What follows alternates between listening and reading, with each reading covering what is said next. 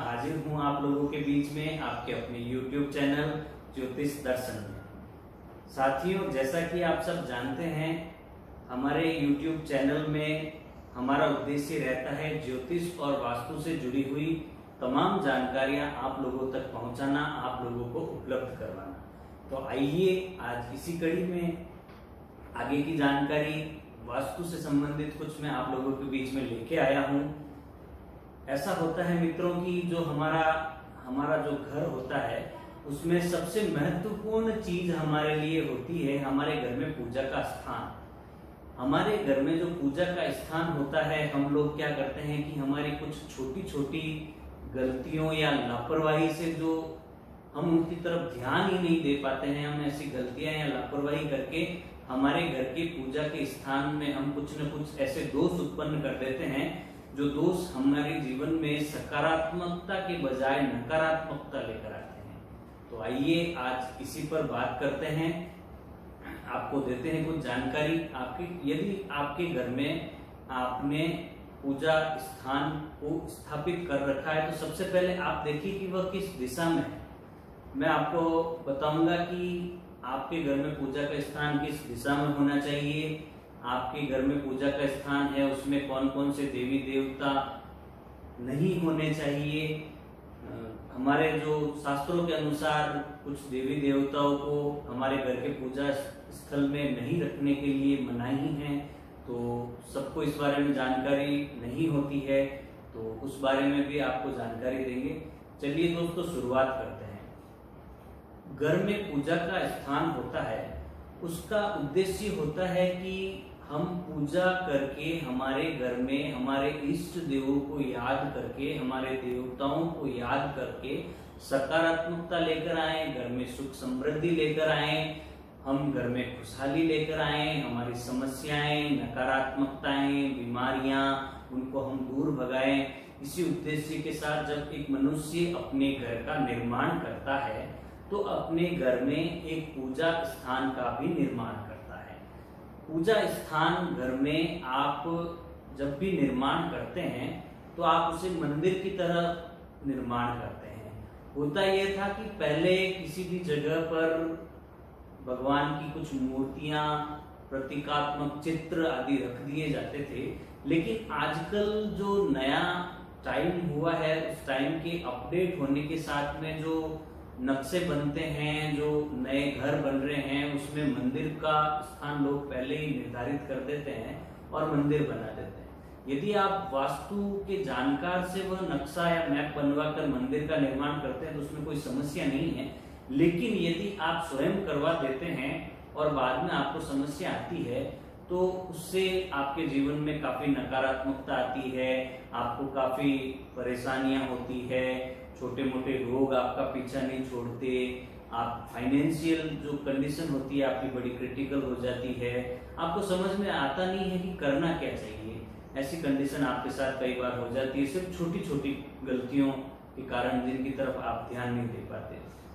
तो दोस्तों, जैसे कि आप लोगों को मैं बताऊं कि वास्तु के हिसाब से जब भी हम अपने घर में पूजा के स्थान का निर्धारण करते हैं, मंदिर का निर्धारण करते हैं, तो वह पूर्व, उत्तर या ईशान कोण में होना चाहिए। यह ध्यान रखें आप सदैव कि ईशान कोण में यदि आप मंदिर की स्थापना करते हैं, आपके जो इष्ट देव है उनको विराजित करते हैं, विराजमान करते हैं, तो सदैव आपके लिए अच्छे रहेंगे, आपको वो बहुत ही अच्छे परिणाम देंगे, आपके जीवन में सकारात्मकता रहेगी, आपके जीवन में खुशियां रहेगी और चारों तरफ से सुख समृद्धि आपके साथ रहेगी। तो सबसे पहले तो ध्यान रखें कि जो ईशान कोण है वह मंदिर के लिए सबसे उपयुक्त जगह है। दूसरी बात मैं आपको बताना चाहूंगा कि जब भी आप मंदिर में पूजा करते हैं, घर के मंदिर में जब भी आप जो आपके इष्ट देव है, देवता है, उनकी आराधना करते हैं तो आप अपना मुख जो है वो पूर्व दिशा की तरफ रखें। ठीक है, ये बात स्पष्ट हो गई। अब मैं आपको बताता हूं कि मंदिर कहाँ कहाँ नहीं होने चाहिए। जैसे कि आपके घर में रसोई घर है, उसके पास आपका मंदिर नहीं होना चाहिए। आपका शयन कक्ष है उसके पास मंदिर नहीं होना चाहिए। रसोई घर के आसपास है तो आप घर में आपकी दुर्घटनाएं होने का आपको रहेगा अंदेशा। और आपकी यदि शयन कक्ष के अंदर मंदिर की स्थापना हो चुकी है तो जो पति पत्नी हैं उनके संबंधों में कड़वाहट, घर में जो सदस्य हैं उनके लड़ाई झगड़े छोटे मोटे ये होते रहेंगे। और सीढ़ियाँ जो होती है, आपके घर में कोई सीढ़ियाँ हैं ऊपर की तरफ जा रही है, उसके नीचे कभी मंदिर की स्थापना नहीं करें, क्योंकि जब सीढ़ियों से कोई इंसान चढ़ता है तो पांव हमेशा ऊपर होंगे और मंदिर आपका उसके नीचे की तरफ होगा। तो उस स्थिति में रोग, परेशानियां, ऋण ये आपकी जिंदगी में आएंगे। और आपके घर में कोई बाथरूम है उसके पास में आप मंदिर का निर्माण न करें। तो मंदिर के लिए सबसे बेस्ट जगह जो है आपके घर में वो ईशान कोण है, पूर्व, उत्तर और ईशान कोण। अब मैं आपको बताता हूँ कि मंदिर की तो आपने स्थापना कर ली, कुछ ऐसे देवता होते हैं जिनको आप अपने मंदिर में कभी भी विराजमान ना करें। वैसे क्या होता है कि आपको जानकारी नहीं होती है, आप उन देवी देवताओं को घर में विराजित कर देते हैं, फिर आपके जीवन में खूब सारे कष्ट होते हैं। तो सबसे पहले मैं आपको बताता हूँ कि जो शनिदेव है, शनिदेव न्याय के देवता है। शनिदेव के बारे में कहा गया है कि शनिदेव की जो दृष्टि है वह कभी किसी पे नहीं पड़नी चाहिए। तो आप यदि शनिदेव की पूजा भी करते हैं तो शनिदेव के पैरों की तरफ आप देखें, उनकी आंखों की तरफ आप देखें। तो शनिदेव की जो मूर्ति है, प्रतिमा है, प्रतीकात्मक चित्र है, यदि आपके घर पे है तो आप आज ही हटा लेंगे, आज ही हटाकर किसी मंदिर में रख आए, किसी बहते हुए जल में प्रवाहित कर दे। ऐसा करने से शनिदेव के जो नकारात्मक दृष्टि आप पर पड़ रही है आपके घर में, उसके दौरान जो समस्याएं उत्पन्न हो रही है उसमें आपको बहुत फायदा मिलेगा और सकारात्मकता है। दूसरी जो तस्वीर या मूर्ति जो है वो है भैरव देव की। भैरव देव की हमेशा पूजा उपासना तांत्रिक पद्धति से होती है। घर में आप भैरव देव की मूर्ति या पूजा नहीं कर सकते, उनको स्थापित नहीं कर सकते। तो भैरव देव भी यदि आपके पूजा स्थान में है, मंदिर में है, तो उनको भी वहां से लेकर आप किसी मंदिर में रखाएं या किसी स्थान पर पानी का जो चलता हुआ हो उसमें आप उनको पहुंचा दें। और आगे मैं बात करता हूँ माता लक्ष्मी और गणेश। लक्ष्मी और जो गणपति देव है वो कभी भी आपके घर में खड़े नहीं होने चाहिए। आपके घर में कोई भी मूर्ति या कोई भी फोटो, प्रतीकात्मक तस्वीर यदि लक्ष्मी और गणेश की है जिनमें वो खड़े हैं तो ऐसी भूल आप नहीं करें। आपकी घर की रिद्धि सिद्धि, धन संपदा, प्रॉस्पेरिटी जितनी घर में आती है वो चली जाती है। आपके जो जीवन के अंदर, आपके घर में, आपकी लाइफ में जो प्रॉस्पेरिटी आएगी, जो संसाधन आपको उपलब्ध होंगे, भौतिक संसाधन है, रुपया, पैसा, जायदाद, उन सबके लिए वो नुकसानदायक है। तो इनको लक्ष्मी देवी और गणपति को भी आप अपने पूजा स्थान से हटा देवें, किसी मंदिर में स्थापित कराएं या किसी बहते हुए जल में आप उनको स्थापित करें। तो अब आगे मैं आपको बताता हूँ, ये तो हो गए। अब इनके साथ में एक और आपको बताता हूँ कि जैसे शिवलिंग हुआ।